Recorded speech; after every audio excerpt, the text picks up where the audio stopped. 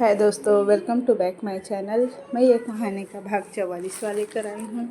तो हम बिना देरी के स्टोरी स्टार्ट करते हैं। आहान ने चीख कर कहा, मैनेजर अभी के अभी जाकर इस लड़की के लिए टर्मिनेशन रेडी करवाओ। इस लड़की को मैं एक पल भी यहाँ बर्दाश्त नहीं कर सकता। इसने मेरी बीवी को दर्द पहुँचाने की कोशिश किया है। This bloody try to hurt my wife. और ध्यान रहे, इस लड़की को दुनिया के किसी भी कोने में जॉब मिलनी नहीं चाहिए। अगर ऐसा हुआ तो ये दुनिया में देखने से नहीं रही। सैंडी हैरानी से आहान को देखने लगती है। उसकी आंखों में अब आंसू आ गए। उसने गिड़गिड़ाते हुए कहा, I am sorry sir, I am really very sorry. Please मेरे साथ ऐसा मत कीजिए, मेरा पूरा कैरियर ख़राब हो जाएगा। सर प्लीज़, अभी तो मेरी पूरी ज़िंदगी बाकी है। Please don't spoil my life sir. Sandy गिड़गिड़ाती रही, लेकिन आहान उसकी एक नहीं सुनता। आहान उसकी तरफ फिंगर पॉइंट करके आखिरी बार वार्निंग देते हुए कहा, I am warning to you again, she is my wife. और मेरी वाइफ के साथ कोई बदतमीज़ी करे मैं ये बिल्कुल बर्दाश्त नहीं कर सकता।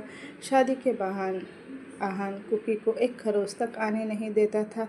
खुद उसे हर्ट करना तो दूर की बात, कोई और उसके साथ ऊंची आवाज़ में बात तक करे ये भी उसे नागवार था। आहान तो तब कुकी के लिए पागल था जब उसे उसकी सच्चाई पता नहीं थी, और अब सच्चाई पता चलने के बाद वो कुकी के लिए पूरी तरह से ऑब्सेस्ड हो चुका था। उसकी आंखों में हमेशा कुकी के लिए एक सनक और पागलपन ही झलकता था। धक्का मारकर फेंक दो इस लड़की को बाहर, ऐसी गंदगी मुझे मेरे ऑफिस में बिल्कुल नहीं चाहिए। आहान कुछ गार्ड्स की तरफ इशारा करके चीखते हुए कहा। आहान के ऑर्डर मिलते ही गार्ड्स सैंडी को घसीटते हुए वहां से ले जाने लगते हैं। सैंडी रोती चीखती रही, लेकिन आहान को तो जैसे कोई फ़र्क ही नहीं पड़ रहा था। गार्ड्स सैंडी को ऑफिस से बाहर फेंकते हैं। मैनेजर बस नम आंखों से सैंडी को देख रहा था। सैंडी के जाने के बाद आहान कुकी को अपनी गोद में उठाता है और कैबिन से बाहर आ जाता है।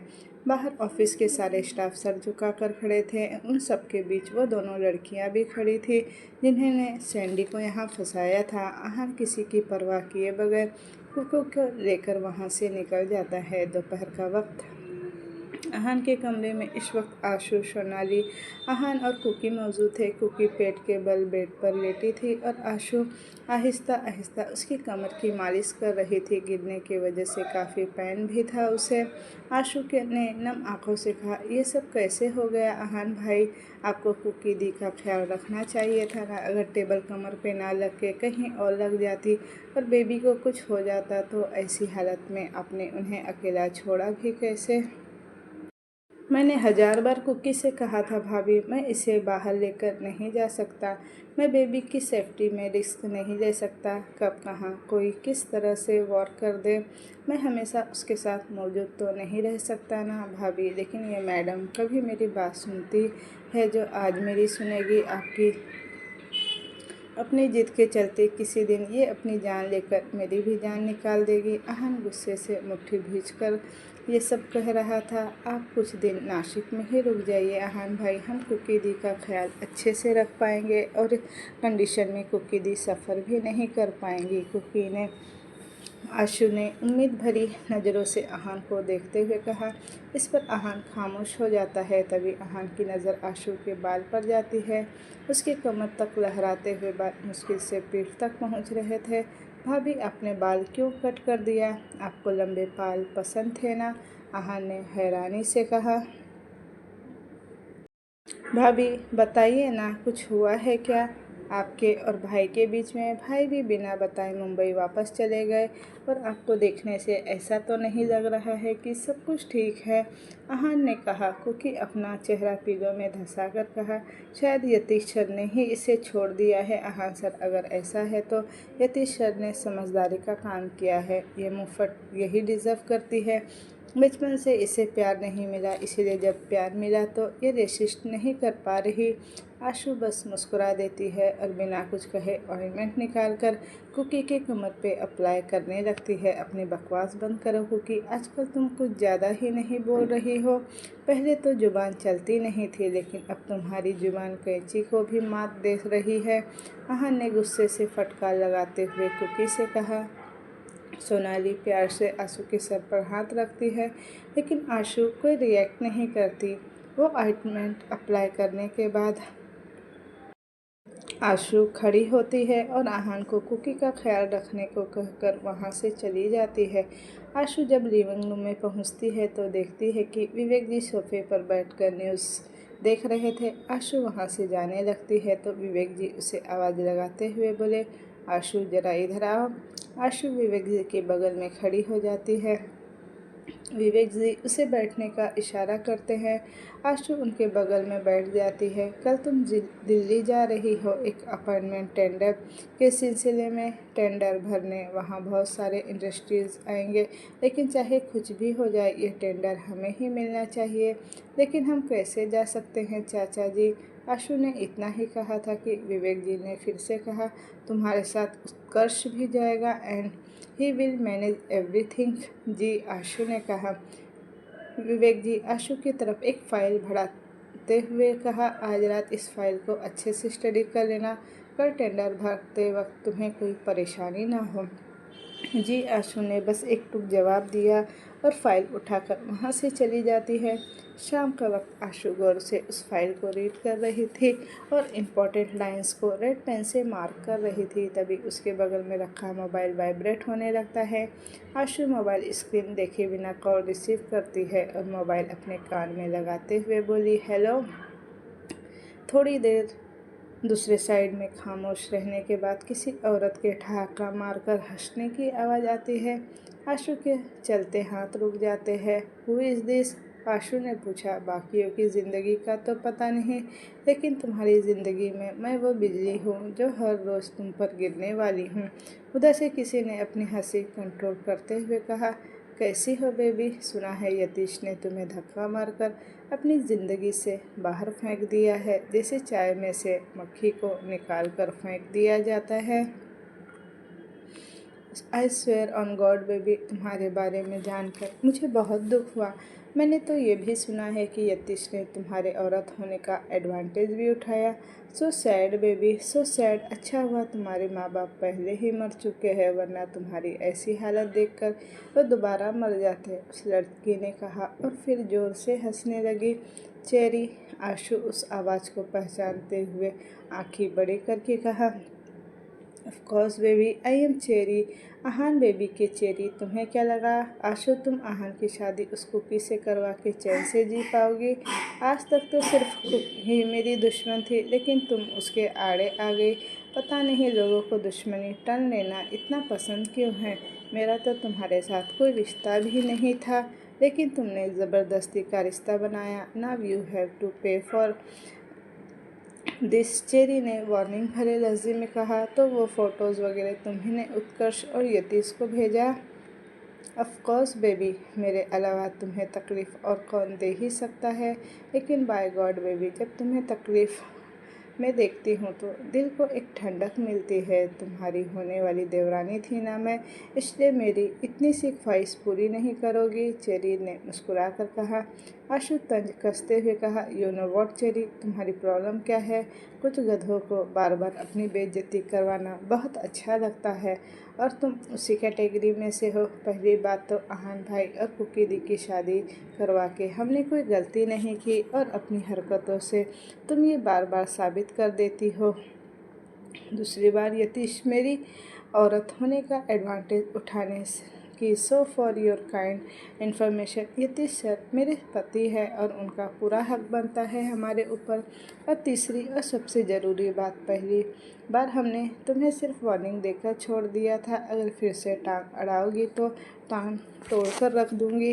लेकिन इस बार तुम्हारी असलियत मैं सबके सामने ज़रूर ला कर रहूँगी, माइंड इट ब्लडी चिप। आशु ने गुस्से से कहा और कॉल डिस्कनेक्ट करके मोबाइल को बेड पर फेंक दिया और सर पकड़कर वहीं बेड पर लेट जाती है। आधी रात को आशु के कमरे का दरवाज़ा खुलता है और तनिष अपने कदमों से रूम के अंदर दाखिल होता है। उसकी नज़र बेड पर जाती है जहां आशु सिकड़ कर सो रही थी। आशु, दीदू वेकअप ना, मंकी को नींद नहीं आ रही, मंकी आपके साथ सोना चाहता है, तनिष ने आशु को हिलाते हुए कहा। आशु कोई रिस्पॉन्स नहीं देती और बिना कुछ सोचे समझे तनिष्क फिर उसे झंझोड़ता है, लेकिन आशु फिर कुछ नहीं करती। तो वो बिना सोचे समझे दौड़ते हुए वहाँ से निकलता है और आहान के कमरे के सामने पहुँचता है। तनिष्क देखता है कि दरवाज़ा अंदर से बंद नहीं है। वो धड़ाम से दरवाज़ा खोलकर अंदर घुस जाता है। कुकी अपनी कमर के नीचे एक तकिया रखकर बेड के कोने में सोई थी और आहान बेड के दूसरे कोने में पीठ के बल लेटा था। कुकी का एक पैर आहान की कमर पर था। वो हाथी घोड़े गधे बेचकर सो रही थी। तनिष्क इधर उधर देखता है और अपने दोनों हाथों से नाइट स्टैंड में रखे पानी का जग उठाकर बिना कुछ सोचे समझे आहान के चेहरे पर उड़ेल देता है। आहान जो गहरी नींद में सो रहा था वो चिहुक कर उठ जाता है और चिल्लाते हुए कहा, व्हाट द फक बटरफ्लाई, मैं तुम्हें छोड़ूंगा नहीं। And what you spare you, तितली कहीं की, दिन रात मेरा जीना हराम करके रख दिया है तुमने। तभी आहान की नज़र सामने खड़े तनिष्क पर जाती है। उसे एक सेकंड नहीं लगा ये समझने कि उस पर पानी किसने डाला। वो गुस्से से तिलमिलाता है और तनिष्क कुछ समझ पाता उससे पहले ही आहान तनिष्क को अपने करीब खींचकर उसके दोनों पैर को एक हाथ से पकड़कर हवा में उल्टा लटका देता है। तनिष्क डर से चिल्लाने लगा क्योंकि उसका सर नीचे की तरफ और पैर ऊपर की तरफ हो गया था। चिल्लाओ मत साले साहब, तुम्हें दिखाई नहीं दे रहा तितली सो रही है? कितनी मुश्किल से तो वो सोती है मैडम, अगर तुम्हारे चिल्लाने से वो उठ गई ना तो तुम्हें मैं बालकनी से नीचे फेंक दूंगा। अब चुपचाप बताओ मेरे ऊपर पानी क्यों फेंका?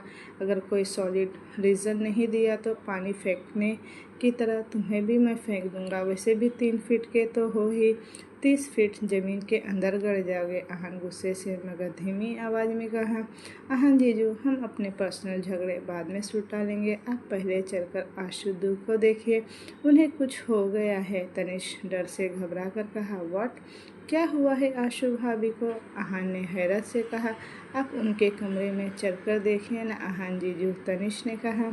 आहान तनिष्क को सोफे पर फेंकता है और जैसे ही उठकर जाने वाला था कि कुकी का पैर उसे अपने कमर पर महसूस होता है।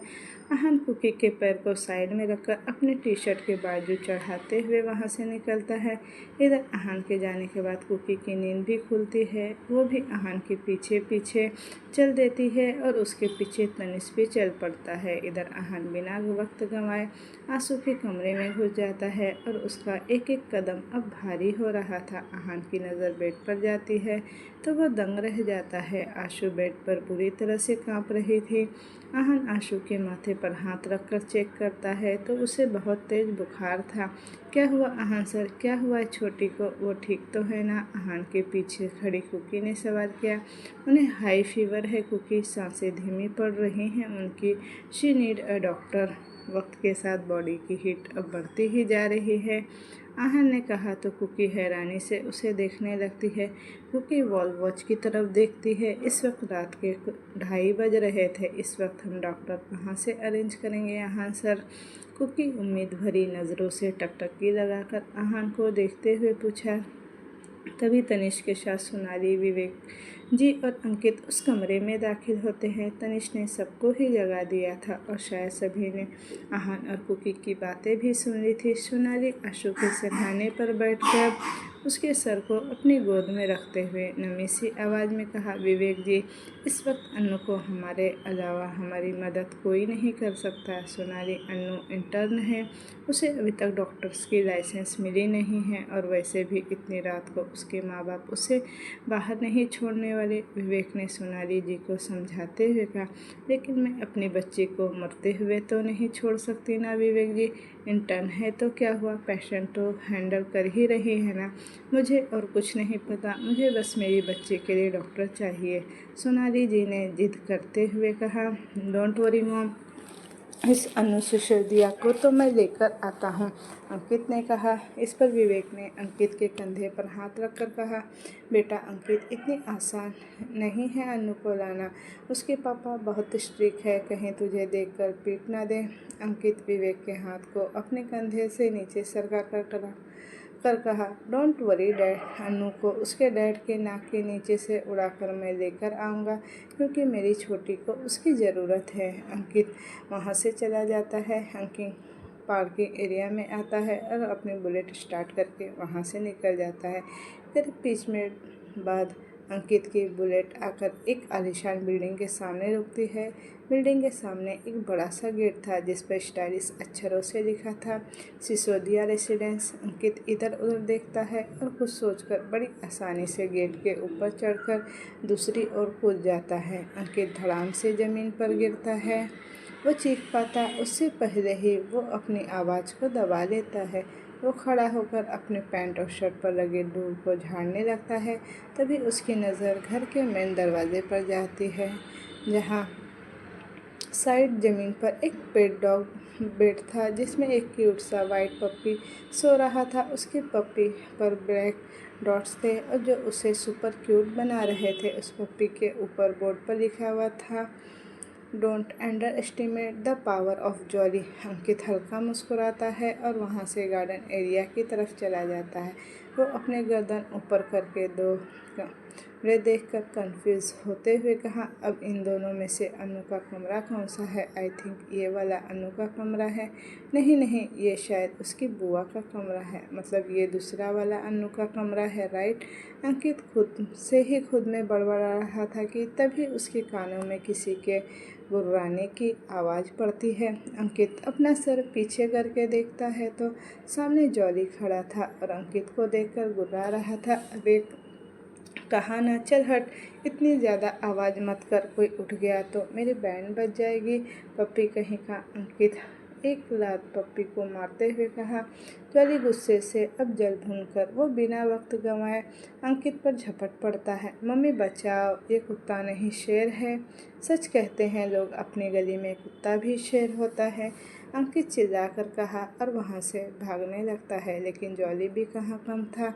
अंकित जितना तेज भागता है जॉली उससे भी दुगना तेज भाग रहा था। अबे जॉली यार, बस कर यार, भागते भागते थक गया हूँ मैं।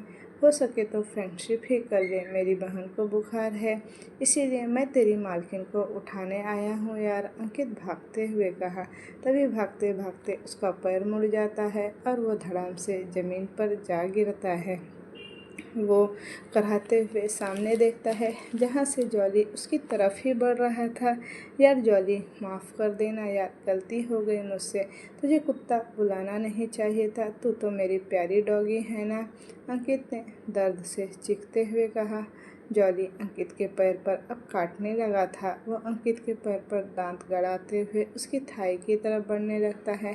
अंकित के तो अब होश उड़ जाते हैं। वो उठने की कोशिश करता है, लेकिन पैर मुड़ जाने के कारण उसे उठा ही नहीं जा रहा था।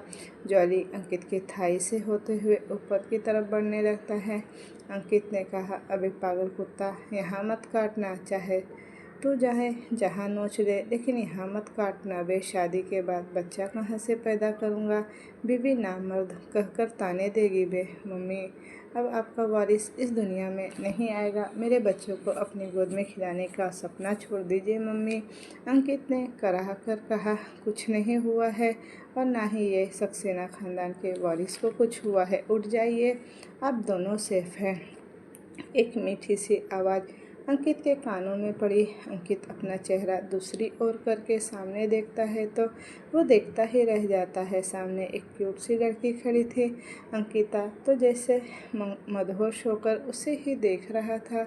अंकित उसे देखते हुए खड़ा होता है और मुस्कुराते हुए कहा, लुकिंग गॉर्जियस बेबी।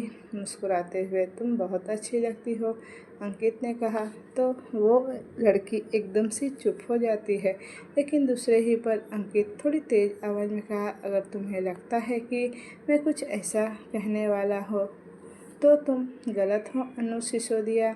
अन्नू अपनी बाहों में पकड़े जॉली के माथे पर एक किस करके मुस्कुराते हुए कहा, तो इतनी रात को अंकित सक्सेना सिसोदिया रेसिडेंस में क्यों आया है? वो भी छुप छुप के। आशु को तेज बुखार है अनु, उसे तुम्हारी ज़रूरत है, इसीलिए मैं तुम्हें लेने आया हूँ। और मुझे पता है तुम्हारे डैड इतनी रात को तुम्हें बाहर जाने की परमिशन नहीं देंगे, इसलिए मैं छुप कर तुम्हें लेने आया हूँ। नहीं तो तुम्हारे डैड बिना टिकट के मुझे ऊपर ही पहुँचा देंगे। अंकित ने कहा। लेकिन घर पर तो कोई नहीं है, सब रिश्तेदार के यहाँ गए हैं रिसेप्शन अटेंड करने। अनु ने कहा तो अंकित अपने सर पर हाथ मारता है। वो बेकार में गेट फांद कर यहाँ आया और जॉली ने उसे इतना परेशान किया। लेट्स गो अनु, अंकित ने अनु की कलाई पकड़कर कहा। लेट्स गो, अंकित ने कहा। जस्ट अ मिनट, अनु शर्माते हुए कहा। और 10 मिनट बाद वो बाहर आती है। उसके हाथ में एक मेडिकल किट बॉक्स थी। अंकित अपनी बुलेट स्टार्ट करता है और अनु उसके पीछे बैठ जाती है। थोड़ी ही देर में अंकित और अनु सक्सेना सदन पहुंचते हैं। अनु दौड़ते हुए आशु के कमरे में जाती है तो वो देखती है कि आशु बेड पर लेटी हुई थी और सोलानी जी उसे हौले हौले उसे सहला रही थी और कुकी आशु के पैर के तलवे की मालिश कर रही थी। देखिए ना अनु बेटा, आशु को क्या ही हो गया, पता नहीं कितनी देर से बुखार से तप रही है वो, सोनाली जी ने भर्राए गले से कहा। अब चिंता मत कीजिए आंटी, लेट मी चेक हर, मेरी आशु को कुछ नहीं होगा, अनु मेडिकल बॉक्स को साइड में रखते हुए कहा और फिर आशु की कलाई पकड़कर नब्ज चेक करती है। आशु की नब्ज धीरे धीरे चल रही थी। कुछ देर चेकअप के बाद अनु एक इंजेक्शन निकालकर आशु के बाजू पर इंजेक्ट करती है और एक गहरी सांस लेकर कहा, यह फीवर वाइल्ड इंटिमेसी की वजह से है। मैंने आशु को इंजेक्शन दे दिया है आंटी, थोड़ी देर में ये बुखार उतर जाएगा, अनु ने फिर से कहा। कमरे के बाहर खड़े आहान और विवेक एक दूसरे को खा जाने वाली नज़रों से घूर रहे थे। आहान इतना तो अपने भाई को जानता था कि आशु को खुद के अलावा वो किसी और को छूने भी नहीं देगा। मतलब आशु के इस कंडीशन का जिम्मेदार यतीश है। आहान और कुकी को तो यह तक पता नहीं था कि आशु और यतीश का डिवोर्स हो चुका है। आप लोग बाहर जाइएगा प्लीज़, मुझे आशु से कुछ इम्पोर्टेंट बातें करनी है, अनु ने कुकी और सोनाली जी की तरफ देखते हुए कहा। आशु मेरी छोटी बहन है, जो बात करनी है हमारे सामने कीजिए डॉक्टर, हमें पूरा हक है आशु के हेल्थ के बारे में जानने की, कुकी ने थोड़ा गुस्से से कहा। लिसन मिस, एक इम्पोर्टेंट बात है जो मैं सिर्फ आशु से करना चाहती हूँ, अब आप बहस मत कीजिए और प्लीज़ बाहर जाइए, अनु ने कहा। कुकी वहाँ से चली जाती है। सबके जाने के बाद अनु ने कहा, छोटी अपनी आंखें खोलो, देखो मैं तुमसे तुम्हारी तबीयत के बारे में डिस्कस करना चाहती हूँ ताकि तुम जल्दी से ठीक हो जाओ। आशु के होंठ अब काँप रहे थे। वो हौले से अपनी आंखें खोलकर अनु को देखती है। आशु बताओ कहाँ दर्द हो रहा है? पूरा बदन दुख रहा है अनु दी, आशु पर के झुकाकर अधमरी सी आवाज़ में बोली। अपने कपड़े उतारो, अनु ने कहा। व्हाट? आशु ने अब हैरानी से अनु को देखते हुए कहा। मैंने कहा अपना टॉप उतारो आशु, अनु प्यार से कहा। नहीं आशु, नामे गर्दन हिलाते हुए बोली। आशु प्लीज़ अपना टॉप उतारो, अब तक मैं तुम्हारे जख्म नहीं देख लेती तो मैं तुम्हें दवाई कैसे दूंगी, अनु ने कहा। नहीं अनु दी, आप कोई भी दवाई दे दीजिए लेकिन हम अपने टॉप नहीं उतारेंगे, आशु ब्लैंकेट में अपना सर छुपा कर बोल रही थी। आशु अब जिद मत करो प्लीज़, ये तुम्हारे हेल्थ का सवाल है और मैं तुम्हारी तबीयत के लिए कोई रिस्क नहीं लेना चाहती, अनु ने कहा।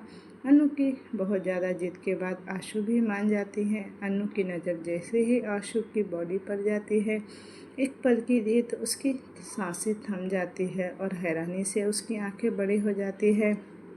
आशु के गर्दन, कॉलर बोन, क्लीवेज, कंधे, पीठ, बेली हर जगह यतीश ने अपना निशान छोड़ रखा था। अनु हैरानी से आशु की बॉडी को धीरे से टच करती है। आशु शर्म से सिकुड़ जाती है। अगर तुम्हें लगता है कि ये प्यार है तो तुम बहुत बड़ी बेवकूफ़ हो आशु, इसे प्यार कहना बेवकूफ़ी होगी, अनु एकटक आशु को देखते हुए बोली। उनके प्यार करने का तरीका ऐसा ही है अनु दी, आशु सर नीचे करके बोली। आशु और यतीश के रिश्ते के बारे में अनु पहले ही सब कुछ जानती थी, इसीलिए उसे समझने में देर नहीं लगी कि आशु के साथ ये सब कौन कर सकता है। कैसे झेलती हो तुम मिस्टर ड्राइज़ादा को, उसका प्यार तो बहुत बेदर्द है। कहते कहते अनु की आंखें ही भर आई। वो हमेशा ऐसे ही प्यार करते हैं अनु दी, लेकिन कल रात नशे में ये कहते हुए आशु के बाकी के शब्द उसके गले में ही अटक गए।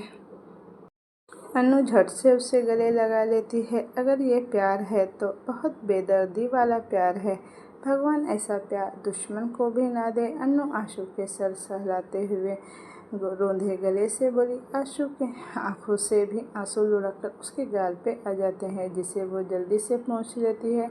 आशु बोली, अन्नू दी, आप ना कोई बेटर मेडिसिन मत दे दियो। एक तो दवाई देखकर मुझे तो उल्टी आती है और ऊपर से जानबूझकर आप कड़वी ही दवाई देती हो, और मुझे देख के तो आपके हाथों में खुजली होती है क्या?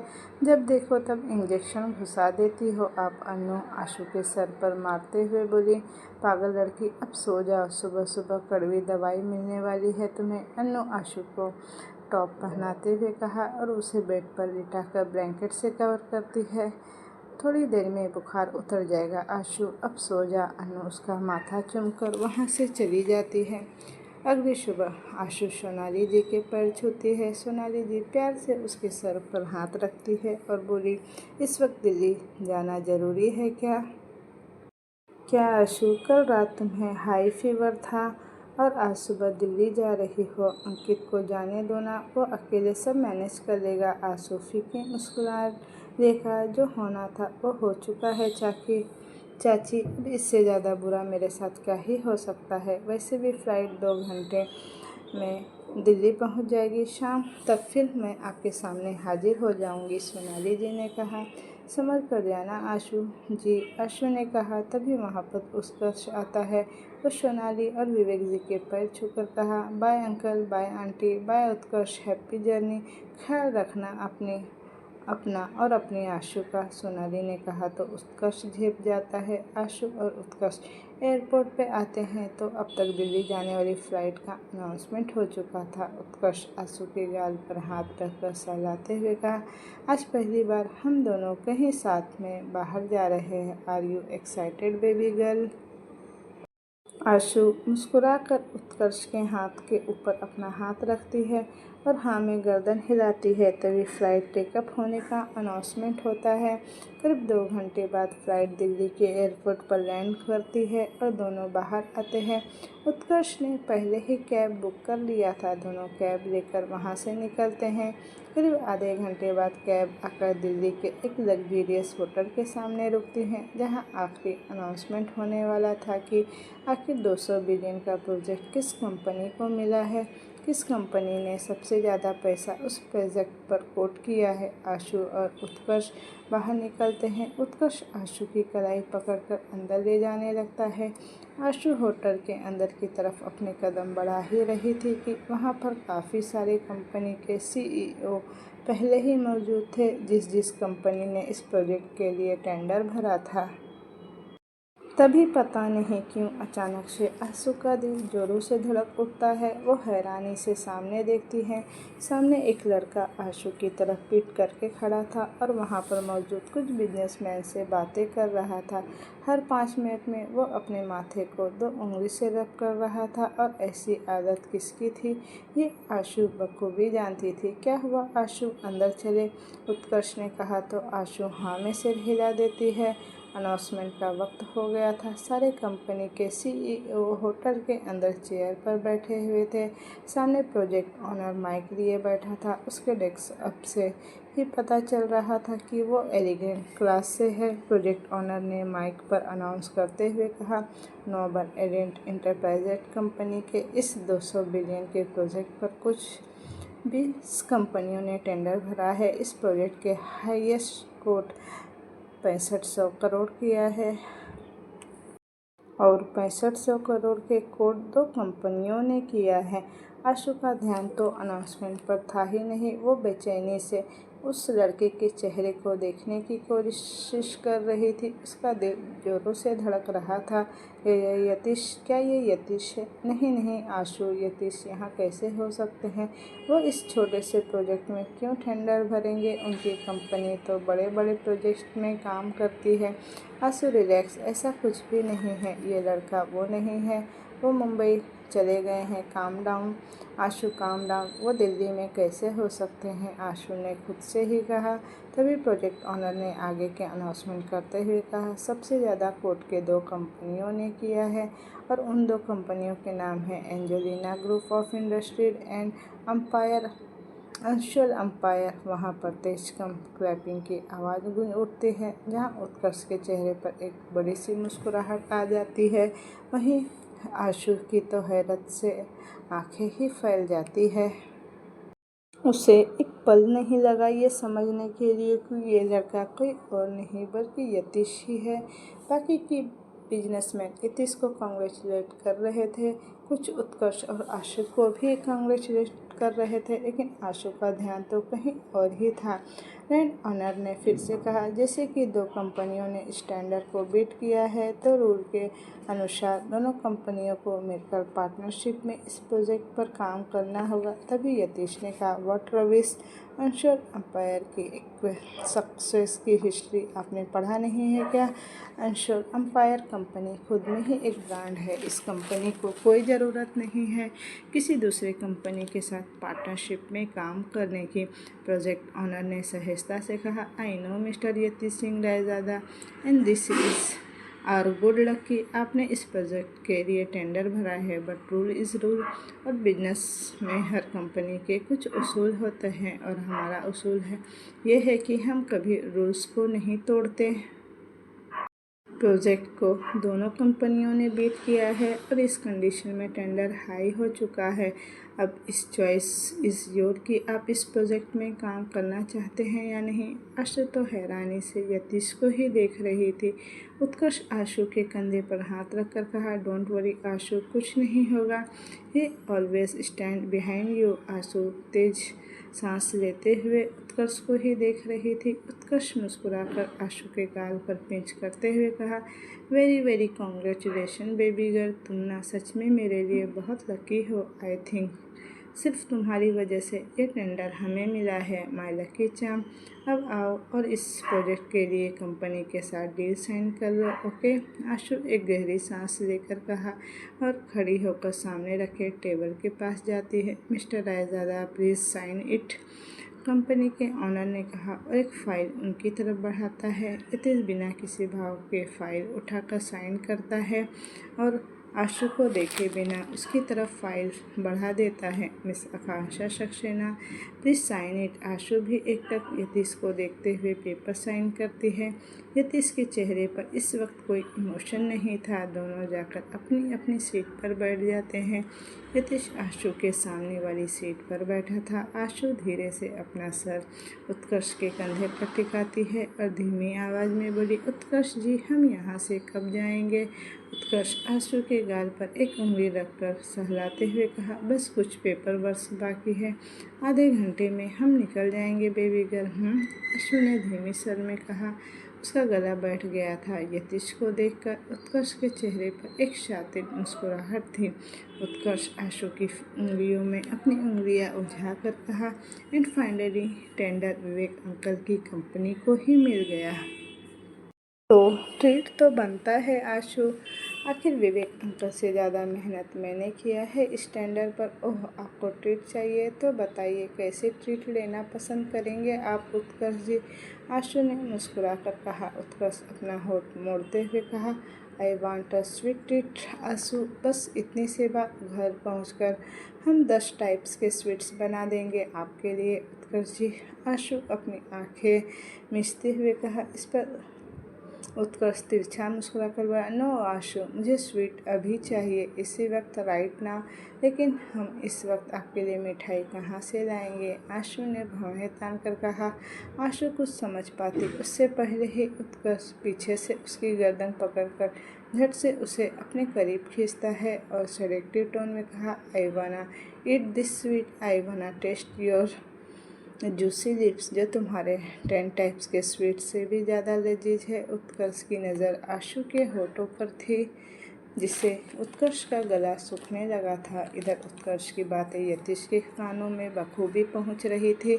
एकदम से अब उसका चेहरा डार्क होने लगा। हालांकि वो आशु को देख नहीं रहा था, लेकिन आशु की मौजूदगी का एहसास उसे भी था। तुम्हारे होठों की लाली में जो टेस्ट है ना, वो बाकी सारे स्वीट्स में, कहा उत्कर्ष। आशु के होठों पर एक उंगली फिराते हुए कहा, उत्कर्ष जी। आशु हैरानी से उत्कर्ष को देखते हुए कहा, क्योंकि उत्कर्ष कभी ऐसी बातें नहीं करता था। क्या हुआ आशु, तुम्हें मेरे होठ नहीं चाहिए क्या, या किसी और के होठ चाहिए? विवेक अंकल ने कहा था कि टेंडर मिलने के बाद वो हम दोनों के रिश्ते को आगे बढ़ाएंगे, और अब तो तुम्हारे पति ने भी तुम्हें डाइवोर्स दे दिया है। अब तो हम रिलेशनशिप के सारे लाइंस क्लियर है, राइट? उत्कर्ष ने कहा और आशु के होठों के करीब झुकने लगा।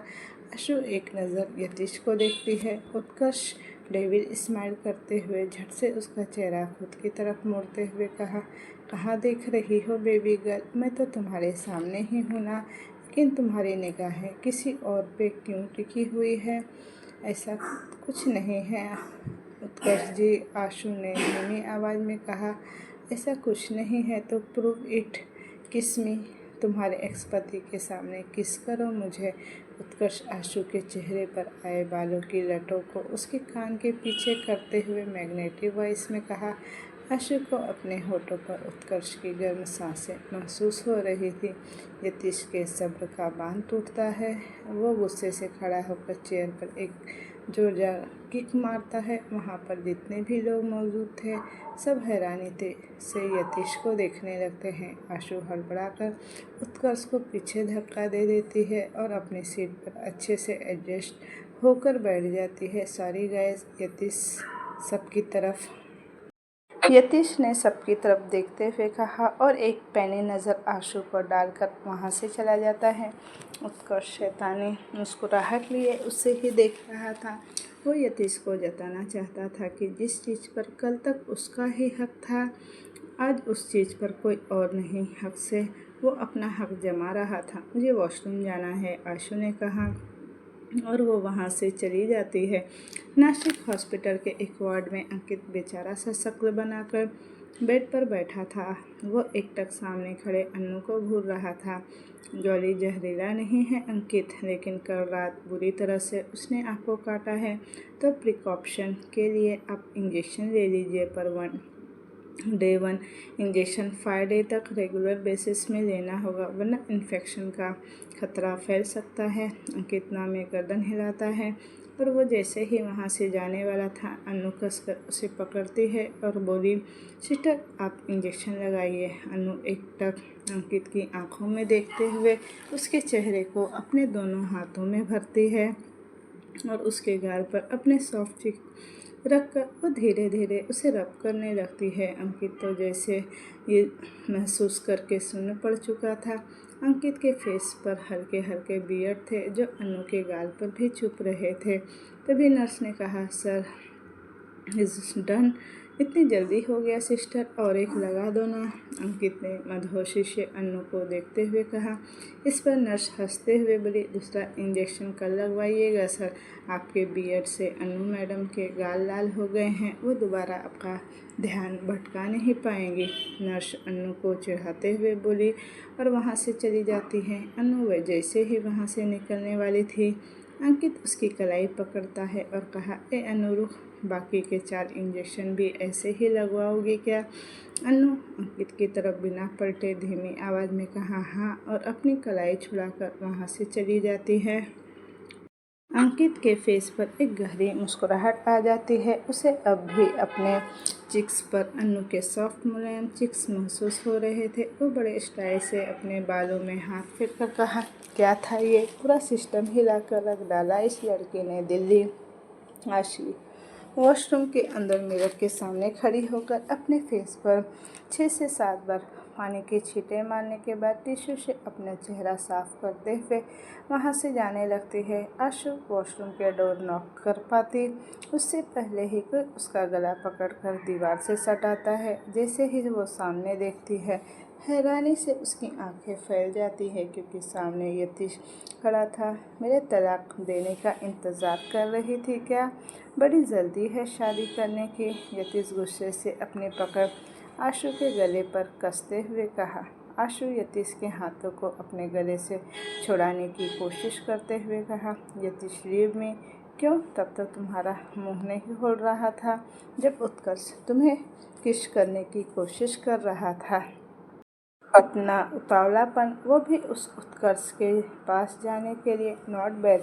यतीश ने तंज कसते हुए कहा। यतीश जोर से उसे झटक कर कहा, ये मत भूलो आशु कि तुम मेरी छोड़ी हुई औरत हो। अब छोड़ी हुई औरत के नसीब में सिर्फ ठोकर ही लिखा होता है, उन्हें अपनाया नहीं जाता।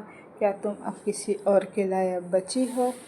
आशु मुस्कुराती है और बोली, अगर हम छोड़ी हुई औरत हैं तो आप भी एक छोड़ा हुआ मर्द ही कहलाइएगा। यतीश डेविल स्माइल करते हुए कहा, मेरी एक चुटकी में 1000 लड़कियां मुझ पर मर मिटेगी। तुम बताओ तुम्हें कौन अपनाएगा? सब आपके जैसे नहीं होते हैं यतीश जी। उत्कर्ष जी हमें अपनाएंगे, वो हमसे बहुत प्यार करते हैं, उन्हें कोई फ़र्क नहीं पड़ता कि हम कभी आपकी बीवी थे। आशु मुस्कुरा कर बोली। यतीश टोंट भरी मुस्कान लिए कहा, ओ कमान आशु, मुझे तो लगा था तुम बहुत मासूम हो, लेकिन तुम मासूम के साथ बेवकूफ़ भी हो। तुम्हें लगता है उत्कर्ष तुम्हारे साथ प्यार करता है? लाइक सीरियसली वो तुम्हें अपना रहा है, इसके पीछे ज़रूर उसका कोई मोटिव ही रहा होगा, वरना कोई पागल ही होगा जो तुम जैसी लड़की को अपनाएगा। आशु गुस्से से जैसे ही यतीश को तमाचा मारने के लिए हाथ उठाती है, यतीश हवा में ही उसका हाथ रोक लेता है और उसकी कलाई मरोड़कर उसकी पीठ से लगाता है। हिम्मत भी मत करना बेबी, वरना हाथ के साथ साथ हिम्मत भी तोड़ कर रख दूंगा।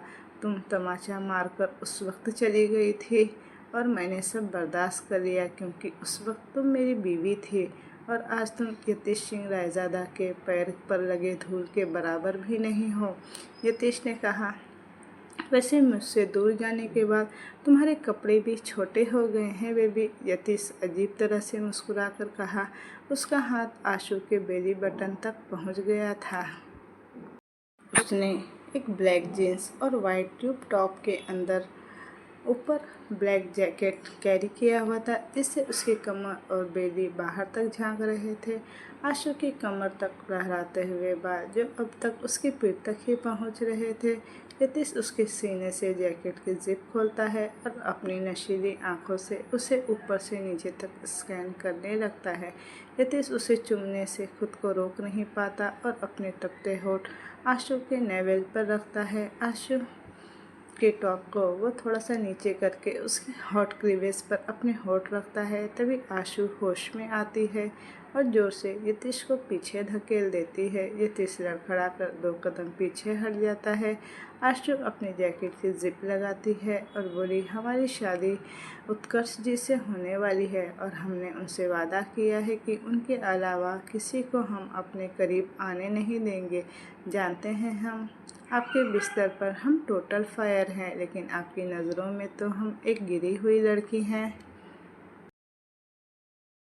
यतीश सिंह रायजादा हम जैसी लड़कियों के करीब आएंगे तो उनकी ज़मीर को भी ठेस पहुंचेगी ना। आशु बोली और दौड़ते हुए वहां से जाने लगती है कि यतीश गुस्से से एक बार अपने गर्दन पर हाथ फेरता है और आशु को पीछे जाने लगता है। इधर आशु वॉशरूम से बाहर आती है कि वो जोर से उत्कर्ष से टकरा जाती है।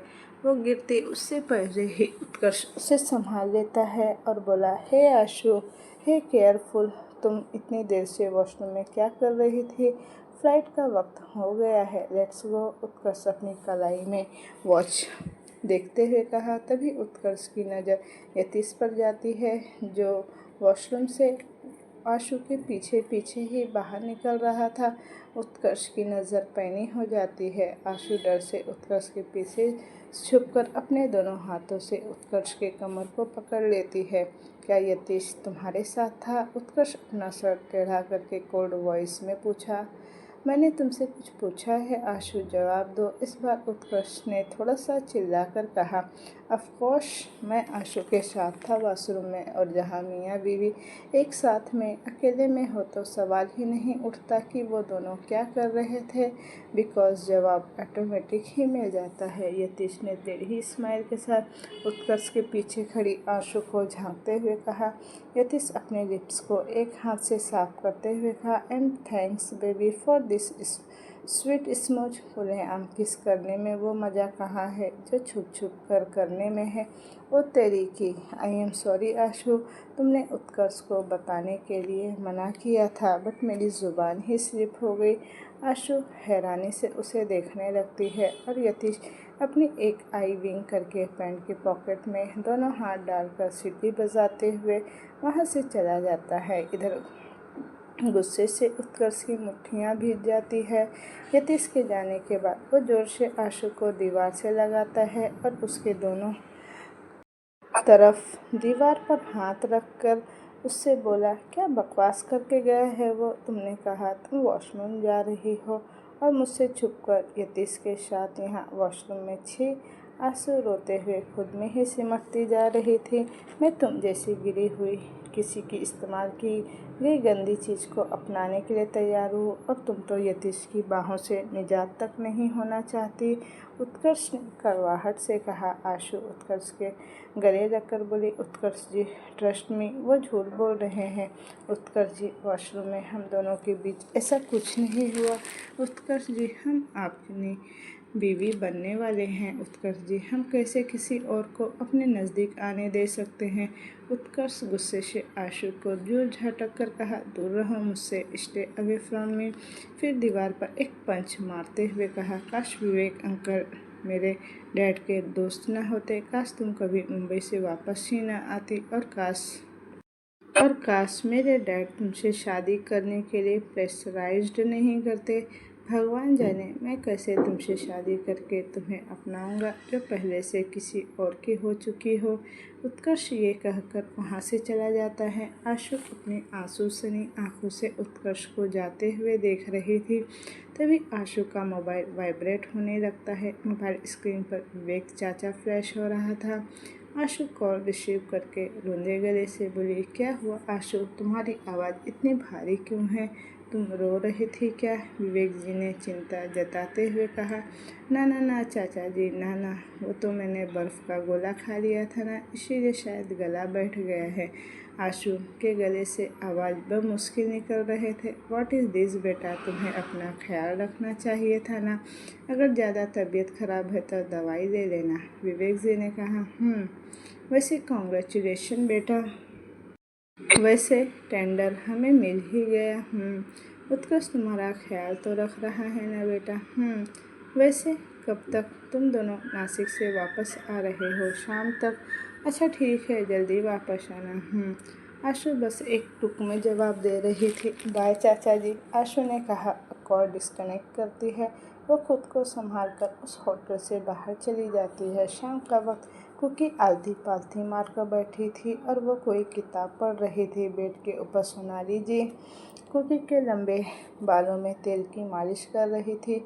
सोनाली आंटी, क्या ये ऑयल लगाने से हेयर फॉल नहीं होते? कुकी अपनी नज़र किताब पर गड़ाकर पूछा।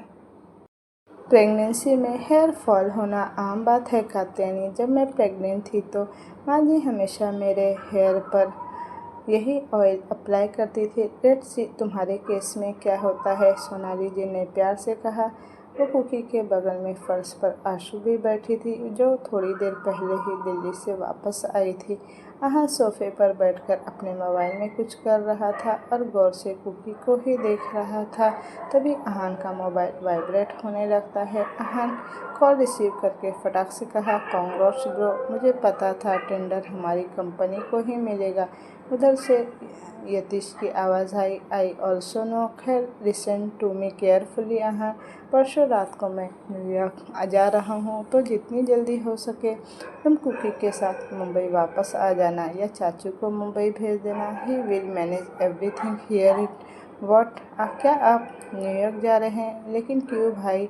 आहान ने हैरानी से कहा। इट्स अ बिजनेस ट्रिप आहान, मैं नहीं चाहता कि तू कुकी को इस कंडीशन में छोड़कर आउट ऑफ इंडिया जाए। एंड चाचा का यहाँ रहना बहुत ज़रूरी है and will be to able to handle it. तो मुझे जाना ही होगा, यतीश ने जवाब दिया। आशु कनखियों से आहान को ही देख रही थी। आहान हल्का मुस्कुराकर कहा, bro do you want to talk to भाभी?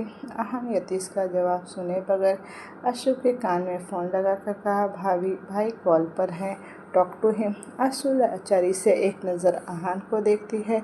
टॉक टू हिम, आहान ने फिर से कहा। आशु सर झुकाकर धीमी आवाज़ में बोली, जी। उसने इतना ही कहा था कि कॉल डिस्कनेक्ट हो गया। आशु की आंखों में अब नमी तैर जाती है। आहान आशु के गाल पर पिंच करके कहा, ए भाभी, डोंट वरी, भाई बिजी होंगे, शायद इसलिए वो कॉल डिस्कनेक्ट कर लिए। थोड़ी